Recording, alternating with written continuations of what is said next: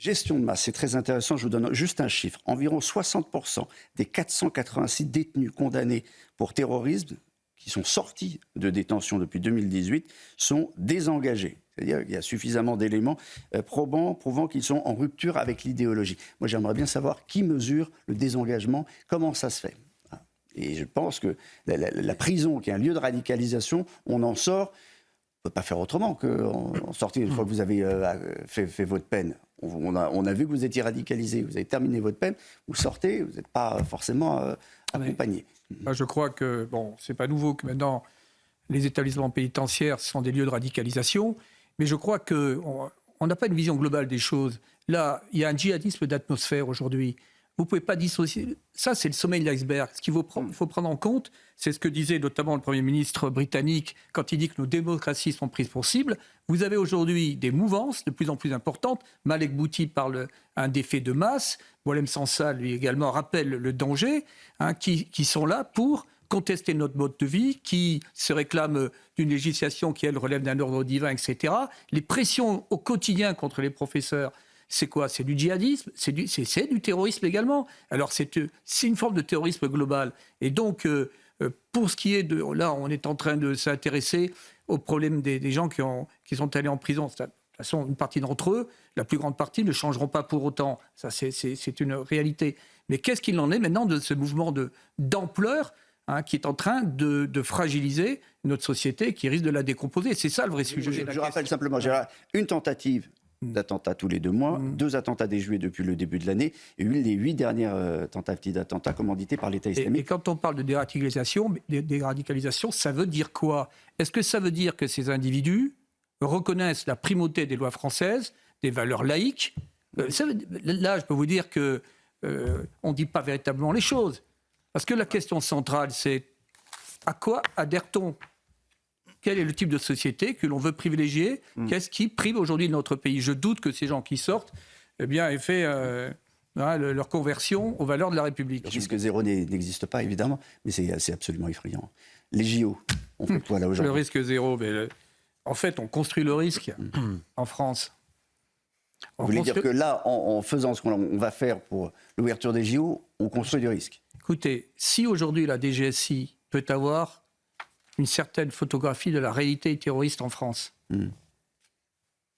Les flux massifs qui passent à travers nos frontières, les milliers d'Afghans qui arrivent, qui sont relâchés dans la nature, dont on ne sait ce qu'ils sont, sachant qu'on découvre aujourd'hui qu'il y a donc c'est curieux qu'on trouve qu'il y a l'État islamiste en Afghanistan, chez les Tadjiks, etc. Bon, ces gens-là, qu'en fait-on ? En fait, on est dans une situation qui est de plus en plus périlleuse. Alors, ça ne veut pas dire qu'on ne peut pas organiser cette cérémonie, mais il faut mettre des moyens considérables, qui n'excluront pas d'ailleurs des actions périphériques. On peut à la limite sanctuariser.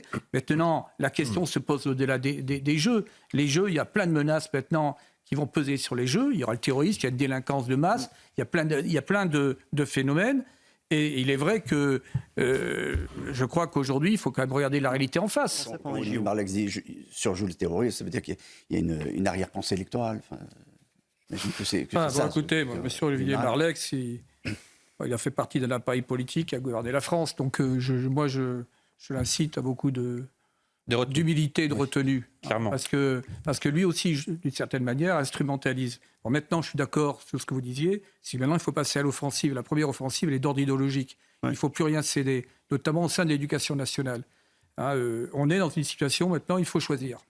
C'est pour ça que quand le gouvernement dit « nous ne céderons rien, ils ne passeront pas, nous ne reculerons jamais d'1 millimètre, d'1 centimètre », eh bien c'est faux, parce que ce proviseur, il n'a pas été protégé, et parce que là, quelque part, eh bien, ce sont les islamistes qui ont gagné. Mais ce qui veut dire qu'on va être devant des questions centrales dans les prochaines années. Ceux qui ne veulent pas vivre à la française, ceux qui ne veulent pas reconnaître la primauté des lois, ceux qui n'adhèrent pas à ce que vous évoquiez tout à l'heure, il faudra qu'ils partent. Parce que ce proviseur n'a fait que défendre la loi, précisément. Il n'a fait qu'appliquer la loi. Mais il est en danger pour cela, il a démissionné pour cela, pour avoir défendu la laïcité. Nous ne serons jamais des soumis ni des dhimmis. Donc il faut absolument... Aujourd'hui, c'est lui qui a perdu la main. Et avec lui, c'est l'État, c'est la laïcité. Mais ce sont les milliers de professeurs qui vivent dans la crainte aujourd'hui. Et l'histoire va vite. Bien sûr. L'histoire va vite. Prise d'otages des écoles, territoire perdu. Encore une fois, les mots sont forts. Les mots sont forts, mais... Et on a un exemple ce soir d'un proviseur elle a le courage de qui dire démissionne. ce sont les faits qui s'imposent aujourd'hui. Ouais. Mais ces faits existaient il y a déjà 40 ans. Quand vous aviez des intellectuels de gauche, je rappelle, qui dénonçaient, qui alertaient sur ce qui se passait, le radeau de Mahomet, Jean-Claude Barrot, et jouaient également le combat de grandes figures comme Elisabeth Badinter, etc., qui ne cessent pas de dire il y a un danger majeur aujourd'hui. Alors maintenant, comment va-t-on répondre à cela ? Déjà, arrêter l'immigration. Et deuxièmement, il faut quand même ramener les gens au pacte social, au pacte des valeurs qui relèvent de notre identité. Ceux qui ne veulent pas l'accepter devront partir. Des stocks de quoi ? Des outils de production de quoi ? Pour fabriquer quoi ? On n'avait pratiquement plus d'industrie d'armement. Depuis 40 ans, 50 ans, elle s'est effondrée. Enfin, on n'avait pas besoin, en réalité. Non, mais il y a eu, bien entendu, il y a eu les dividendes de la paix de quelqu'un de très inspiré qui s'appelle Fabius. Mais aujourd'hui, on redécouvre l'histoire, on découvre que le monde est dangereux. Donc il faut une armée, il faut des armées qui soient équipées, il faut du stock, il faut durer, il faut être présent sur tous les moyens nécessaires. Donc sur le principe, ça me paraît très justifié, sur le principe. Après, pour faire quoi ? Là, c'est une autre discussion.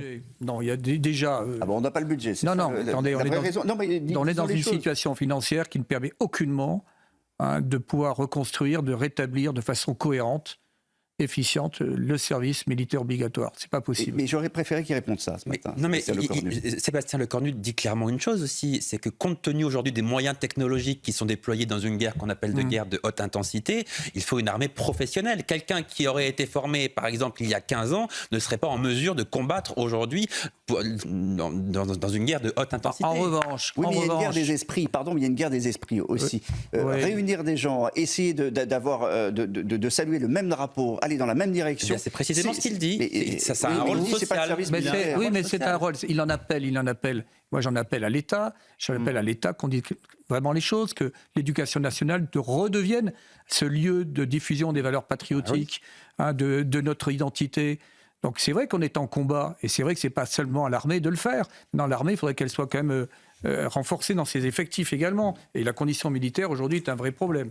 Mais s'il y a un danger, il y avait un danger. On a considéré qu'il n'y a plus de danger. Non, mais dans ce pays. Je suis d'accord avec vous, on a nié tous les dangers. C'était le déni. Mais moi, je dirais qu'il n'y avait pas que le déni, il y avait aussi de la lâcheté, parce qu'on ne voulait pas dire les choses. Il n'y avait pas intérêt à dire les choses à tout niveau. Celui qui parle, le premier, ou celui qui dit la vérité, il doit être exécuté, disait Libert, non ? Oui, et Aubin en 2004 saurait témoigner. Voilà, donc on ne peut pas intervenir. Il y a des endroits où on ne peut pas intervenir en France. Alors, on a expliqué, ce policier explique pourquoi, et sans doute à juste titre, mais enfin, on peut quand même s'en étonner. On s'en étonne, mais bon, quand on intervient dans une telle situation, la réalité s'impose, donc il faut faire preuve de réalisme. Maintenant, le fait qu'on puisse de moins en moins intervenir, ce qui s'est passé il y a 2 semaines à Rennes, avec pendant plus de 2 heures les usages des armes à feu, des armes automatiques, et qu'on ne puisse pas intervenir... On a attendu le raid. Bon, en tout cas, ça pose vraiment aujourd'hui des questions de fond sur l'état de notre société. Bon, mais ce n'est pas forcément le problème de l'intervention, c'est le problème en amont. Pourquoi cela se produit-il ? C'est ça la vraie question. Et pourquoi cela va continuer et s'accroître ? Puis quand le policier ou le gendarme intervient, il prend des risques très importants aussi.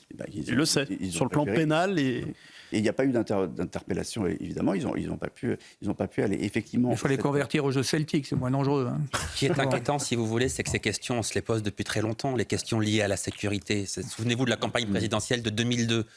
Elle a été faite en très grande partie sur les questions liées à l'insécurité. On est en 2024, 22 ans plus tard. Et l'insécurité n'a fait qu'augmenter. Et les déclarations du Premier ministre Jospin dans sa campagne présidentielle, absolument, très intéressantes. J'ai fait preuve de naïveté, j'ai fait preuve de naïveté. Oui, exactement. Mais en 22 ans, on fait le même constat depuis plus des décennies. Et on parle de réarmement. Si le ministre, quand il a raison de dire qu'il faut se réarmer, en attendant, qu'en est-il des territoires que nous perdons chaque jour ? Parce qu'il faut être cohérent.